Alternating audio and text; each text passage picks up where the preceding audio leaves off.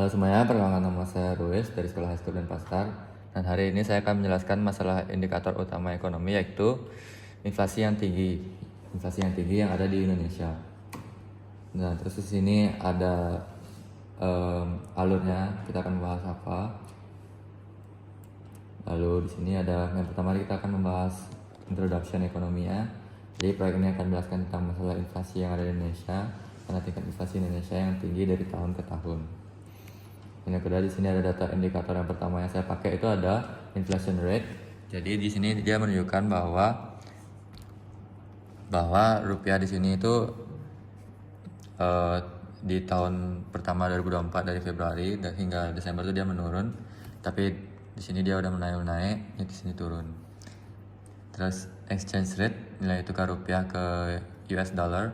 Jadi dia pertama di hari tanggal 11 November itu dia naik, lalu dia bakal naik terus, habis itu di akhir tanggal 24 November di sini dia turun.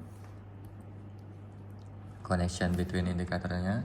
Jadi yang pertama di sini dia menunjukkan seberapa cepat harga-harga naik. Jadi indikator ini langsung menunjukkan seberapa masalah inflasi yang sedang terjadi.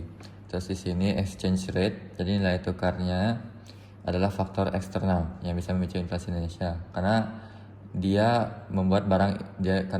yang melemah membuat barang impor lebih mahal. Terus hubungan dari kedua indikator itu apa? Jadi kalau rupiah makin lemah, harga impor naik dan inflasi itu naik. Inflasi naik, investor jadi ragu untuk invest ke Indonesia dan rupiah makin tertekan. Sehingga terjadi lingkaran berupa rupiah melemah, harganya naik, inflasi, kepercayaan investor turun, dan rupiah makin melemah.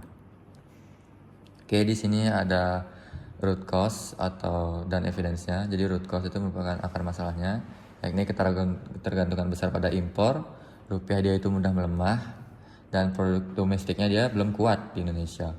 Terus untuk buktinya itu ada data BPS menunjukkan impor Indonesia yang sangat besar dan Bank Indonesia yang sering menahan inflasi dengan menjaga kestabilan rupiah.